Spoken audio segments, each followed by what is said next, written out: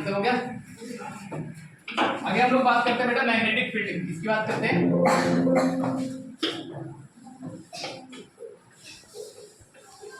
Magnetic field, magnetic field क्या होता है?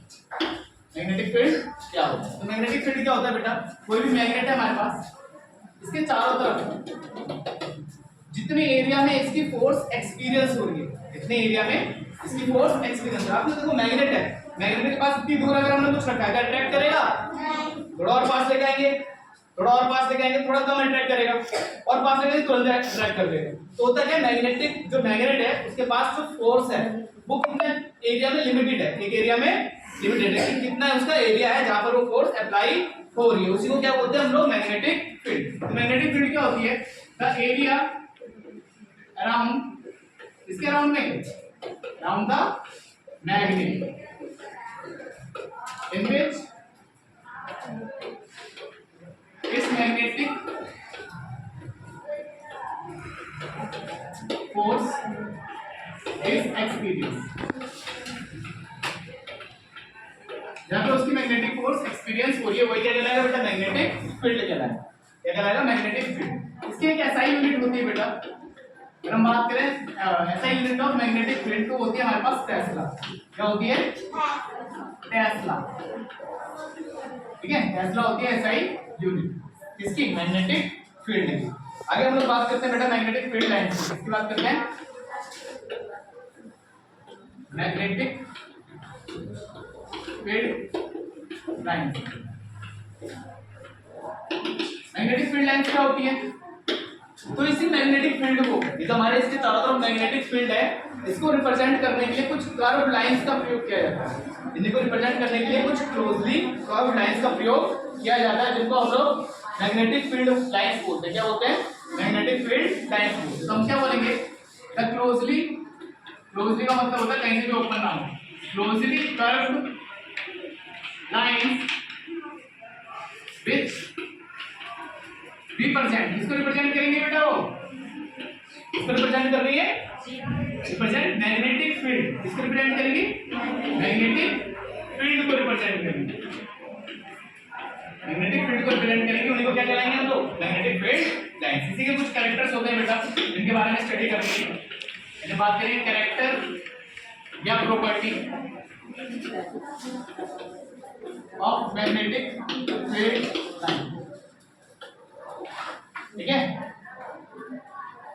पहली प्रॉपर्टी क्या होती है बेटा कि जो मैग्नेटिक फील्ड लाइंस क्या होती है? क्लोजली कर्व्ड लाइंस होती है। कैसी होती है? क्लोजली कर्व्ड लाइंस पहली लाइन। दूसरी लाइन क्या है बेटा? इट स्टार्ट या ओरिजिनेट फ्रॉम, कहां से स्टार्ट होती है बेटा? नॉर्थ पोल से साउथ। इनकी जो डायरेक्शन होती है कहां से कहां होती है? नॉर्थ पोल से south. Outside the magnet,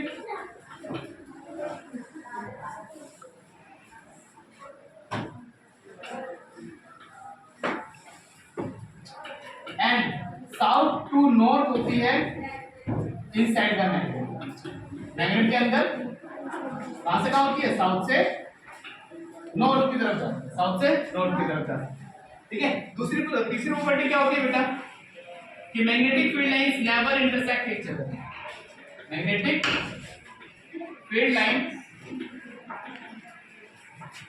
never intersect each other, यानी कभी एक दूसरे को कट नहीं करती, नेवर इंटरसेक्ट ईच अदर, कभी एक दूसरे को कट नहीं करती। इसी के ऊपर क्वेश्चन पूछा गया था बेटा बोर्ड में, बोर्ड में क्वेश्चन आया था why magnetic field never intersect each other, क्यों एक दूसरे को इंटरसेक्ट नहीं करते? तो क्या आंसर है बेटा इसका? सिंपल सा आंसर है इसका, क्या कि at the point of intersection, at the point of intersection there is two direction, there is two direction which is not possible, which is not possible। देखिए ये जो हमारा हेडिंग है ना, ये बहुत इंपॉर्टेंट है, सिर्फ इंपॉर्टेंट डाल लेंगे, जिसके ऊपर बोर्ड में कई बार क्वेश्चन आ चुका है, इसके ऊपर बोर्ड में कई बार क्वेश्चन आ चुके हैं, तो इसको अच्छे से करेंगे। आगे और प्रॉपर्टी है, उसको स्टडी करते हैं जरा हम लोग। आगे देखिए जरा, चौथी प्रॉपर्टी क्या कहती है कि closer the magnetic field line, closer the magnetic field line stronger the magnetic field.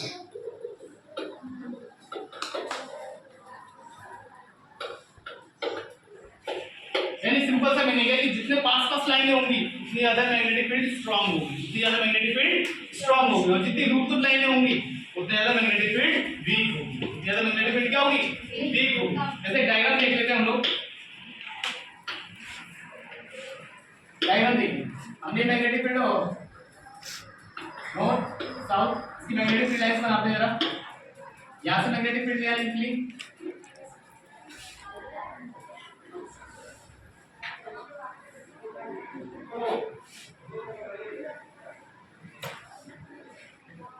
अब यहां पर आपको क्या दिख रहा है बेटा, ये जो बाहर की तरफ नॉर्थ से साउथ जाती है, नॉर्थ से साउथ से जाती है, ठीक है, और अंदर की तरफ अगर मैग्नेटिक फील्ड लाइन होंगी तो किधर से किधर जाएंगी, साउथ से किधर जाएंगी, नॉर्थ जाएंगी, साउथ से नॉर्थ।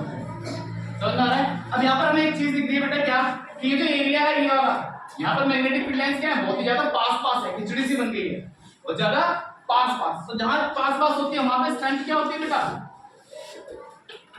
हाई होती है। कैसी होती है, अब यहाँ पे मैग्नेटिक फील्ड ज्यादा होगा और यहाँ पे मैग्नेटिक फील्ड लो होगा, लो मैग्नेटिक फील्ड। इसी के ऊपर क्वेश्चन क्या आता है बेटा, इसके ऊपर बोर्ड में क्वेश्चन क्या आता है, आपको ऐसी डायग्राम दे देंगे और कोई वर्ड लिख देंगे, जैसे यहाँ पे लिख दिया मैंने पी,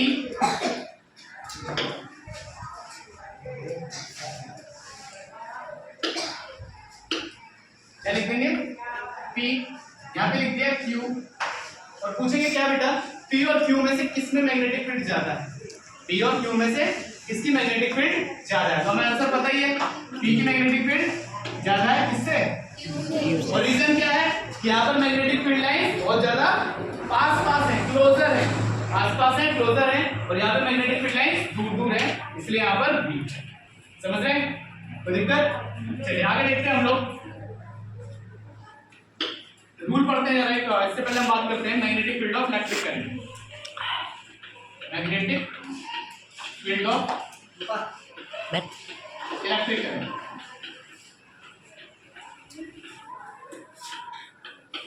यही हमारा चैप्टर है बेटा जो स्टार्ट हो रहा है, मेन चैप्टर ये है जो हमारा स्टार्ट हो रहा है। ये क्या कहना चाहता है, ये कहना चाहता है कि अगर हमारे पास कोई वायर है, क्या है, कोई वायर है, उसमें कोई करंट पास कर रहे हो, उसमें कोई करंट पास कर रहे हो, तो उसके चारों तरफ एक मैग्नेटिक फील्ड बनती है, उसके चारों तरफ क्या बनती है, मैग्नेटिक फील्ड बनती है। हमेशा क्या कह रहा है, एक वायर है, वायर के अंदर अगर करंट जा रहा है तो उसके चारों तरफ क्या बनेगी, मैग्नेटिक फील्ड। उसी को बोलते हैं बेटा magnetic field of electric current. And हम क्या बोलेंगे इसकी डेफिनेशन में कि when current pass through a wire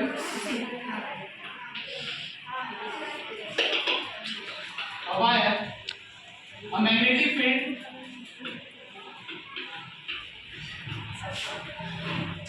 produced around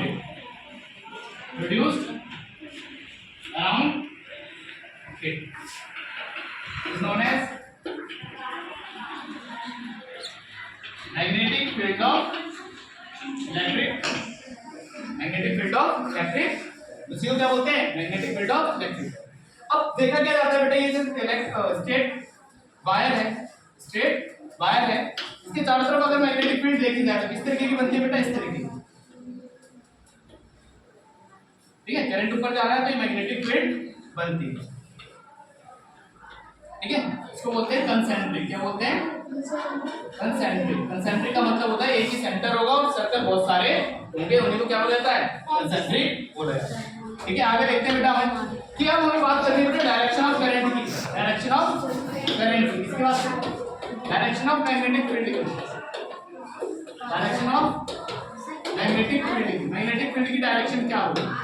तो इसकी डायरेक्शन के लिए एक रूल आया है बेटा, इसकी डायरेक्शन के लिए एक रूल है जिसको हम बोलते हैं right hand thumb rule, right hand thumb rule. Right hand thumb rule बहुत ही इजी लॉ है, राइट हैंड थंब रूल एक बहुत ही ज्यादा इजी रूल है। क्या कहता है ये कि अपना थंब उठा लो, अपने फिंगर्स ले लो, ठीक है, जो वायर है जिसके अंदर करंट जा रहा है, जो वायर है जिसके अंदर करंट जा रहा है, ये करंट, ये वायर वैसे इंसुलेटेड होना चाहिए, ऐसा नहीं है तार सिल्वर का उसको हाथ रख दिया, ये गलती मत कर देना, ठीक है।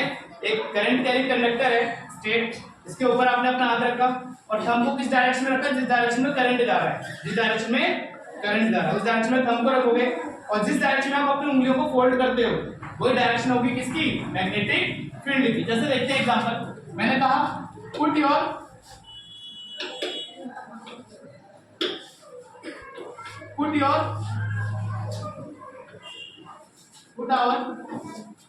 Right hand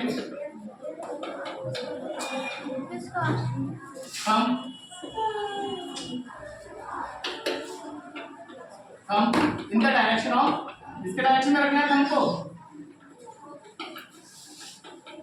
direction of current, current की डायरेक्शन में रखना है, किसकी डायरेक्शन में रखना है, current. Then wrapping of fingers, wrapping का मतलब समझते हैं, wrapping of fingers give the direction of